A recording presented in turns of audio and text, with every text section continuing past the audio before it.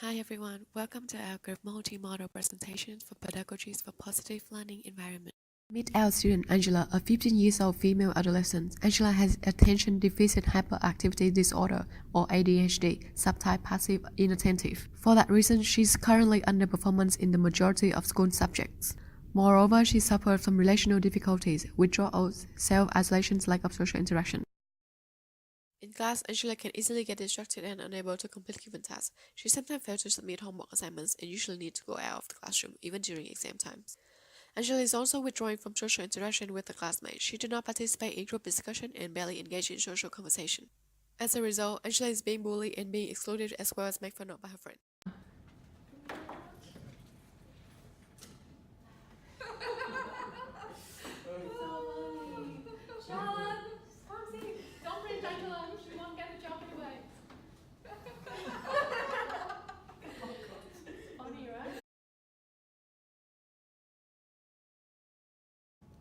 Okay guys, you can start your group work now.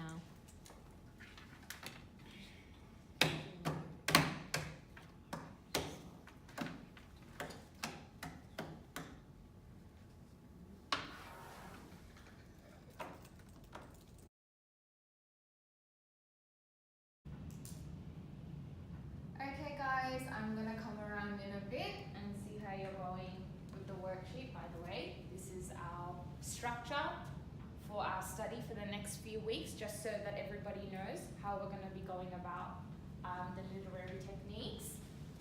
Guys, how are we going over here?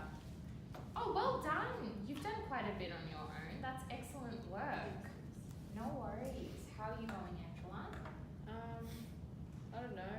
That's alright. Are you feeling confused? You don't know where to start? I don't know what I'm doing. That's okay. That's alright. At least you've got your pen. Do you want to talk to your friends over here? Just want to know how they're going? How have you started? So, in this question, I answered it with this, and I gave some of the examples from the book that we've been reading. So, I gave some examples of the metaphors, I've given some examples of the similes, and some examples from the text about imagery. Do you remember when we were talking about how imagery relates to the metaphors and the similes last week for the main text? Like, how about this? You know what the main text is about? I think you do, because last week you answered some of the questions in class and I thought that was excellent from your part. I didn't expect you to do that, but you did that, and I just think that you do have a wonderful idea of what is in the text. You also gave a great example of what that simile about the trees in the text meant last week. So if you want, I think you should put that idea down. Various strategies can be implemented to help Angela engage. For instance, give appropriate supervision for ADHD students, so understanding how each student learns and articulate. Reduce noise, objects, etc. Use positive peer models. Ask them who they look up to and why. Possibly make suggestions. Prepare for transitions. As her nature may be unpredictable, it is necessary to be prepared for any sort of transitions that may occur. Allow for movement and autonomy. Let them regulate their own behavior with teacher guidance, of course. Some of the following implementations were considered for Angela. Differentiate tasks for students with ADHD. For instance, create worksheets and tests with fewer items. Give frequent short quizzes rather than long tests, and reduce the number of timed tests. Divide long-term projects into segments and assign a completion goal for each segment. Relate the unit of work to something of interest to them so they can connect to the content. Allow students to practice autonomy, where they have the opportunity to regulate their own behavior. For example, a self-reflection journal, create a schedule, and monitor their own behavior. Another approach can take place when considering how to respond to a troubled student is to take a grip. Gather information needed to detect signs and risk factors to decide if further support is needed. Respond. Take the time to talk and listen to this student. Display empathy if needed. However, remember you are not the counselor. Involve. If needed, involve others of different roles. Refer to a counselor and touch base frequently on the student's progress. And promote. It is important to create and promote a positive and safe school environment, positive feedback, and teaching approach. Creating classroom routines for students with ADHD can help them find balance and structure. Placing them closest to you as a teacher allows discrete interaction between yourself and the student and helps keep them on task. It also lets them access you whenever need be. Being at the front of the classroom often diminishes many visual distractions, including the movement and activities of the other students. And placing them next to quiet, hardworking peers also helps them a lot. Avoid seating children with ADHD in large clusters of tables with many students at each time. This can often stigmatize them and create a sense of exclusion from the rest of the class.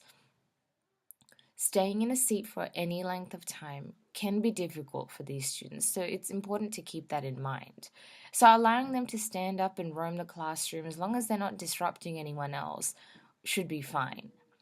Using displays to outline the classroom rules, assignment tasks, daily schedules, or celebrate individual student good work, such as displaying assignments, helps create a positive classroom culture.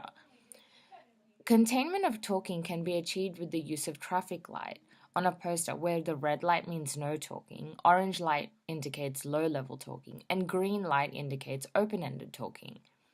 The use of visual references falls under the routine implementation. It allows the student to sink into classroom culture with a structured approach.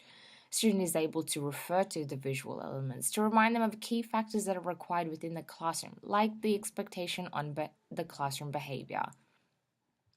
Using reassuring language and an encouraging approach towards student implications that may arise from their end within the classroom with their work prevents them from isolating themselves and disconnecting from allocated workload and the classroom culture. Refining instructions for Angela to simplify and minimize the weight of the workload would allow her to have a stepping stone approach to the workload, a more manageable way of completing everything.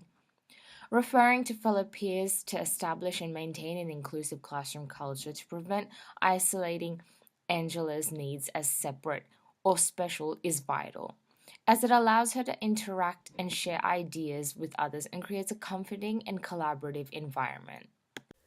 The first strategy to be implemented as a whole school approach is to use collaborative strategies. This includes creating support groups and having staff meetings, where the school provides support in quality teaching and group training. The purpose of these groups and meetings are to create strategies for students who have learning difficulties, in particular students with ADHD. This includes teaching teachers new behavioural techniques, developing action plans for classroom management, creating resources, and how to provide individual guidance for students with ADHD. The school can use the social and emotional learning framework to develop these strategies, which aim to promote the social, emotional, and academic learning of the students with ADHD. With this, teachers will be able to create resources and develop programs which also assess their students' progress. The second strategy would be for the school to partake in the National Day of Action Against Bullying and Violence created by the Bullying No Way organisation. With implementing this anti-bullying campaign, the school can teach kids about the different levels of bullying, the impacts, and its consequences. With this, it gives the school an opportunity to reflect on their own anti-bullying policies onto the students, which builds the school's culture that bullying will not be tolerated, neither be accepted.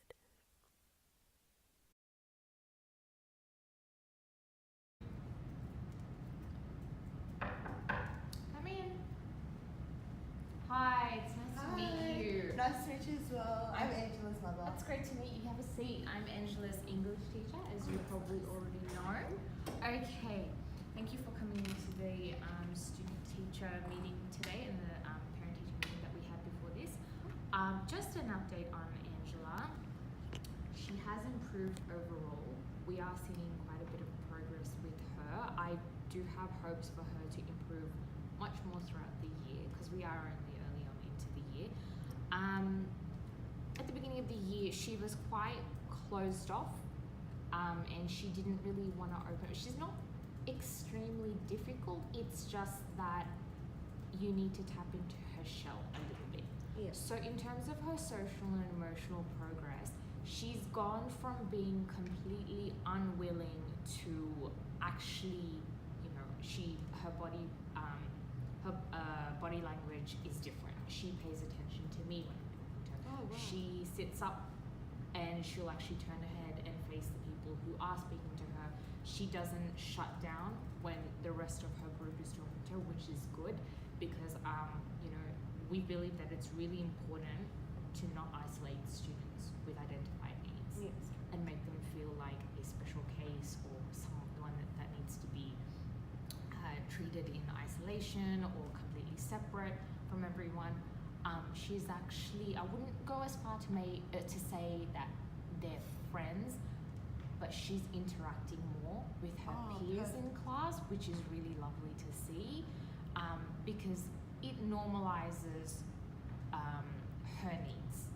And the other students will come up to her. I've noticed even people outside of her allocated working group freely coming up to their group and talking to her or including her in their conversation. So when students are walking around freely in the classroom, which is new and good because she doesn't cut that off. Oh. And she's open to that conversation. So that's really excellent on her behalf. And also in further into her social and emotional learning, she talks to me willingly before and after class, so I don't have to go outside and drag her, into class, or like she's not really difficult. It's just that, like I was saying, she's usually at the end of the line, will dawdle behind, but now that's not the case. Like she'll actually look up and greet me on her way in, so that's really good. Yeah. I'm so glad to hear. No worries. In terms of her assignments, look, there is a bit of work still to go in with that, but because we have differentiated our instruction and we try to continue that, like we've established that as like a grand basis to apply for everything, whether it's class work, group work, or assignment work, we mostly just try to assure her that she does the minimum.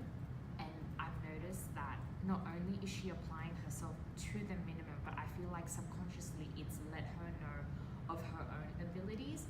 So the other day, not only did she complete her own group work, like her section of her group work, but I noticed her actually flipping through her book for the next assignment. Oh, wow. Yeah. So, and that's the next round of the group work. So it's in portions. It's like an ongoing portfolio that they're doing, and she was actually looking into that on her own, which is excellent. And I feel like it's categorized the workload for her, so she can know what's coming, what's going to be too overwhelming. And another thing that I forgot to mention, she actually communicated to me when things were becoming too overwhelming for her, which I really appreciated. Oh, Because I feel like just categorizing everything and letting her know what week is going to focus on what kind of content, how we're going to be progressing in our lessons, lets her know and makes her aware of what's coming, and so she can choose and select from there and decide like what can I do to what's outside of my capacity, and just let me know and when she needs support and stuff like that. So yeah, she's doing well.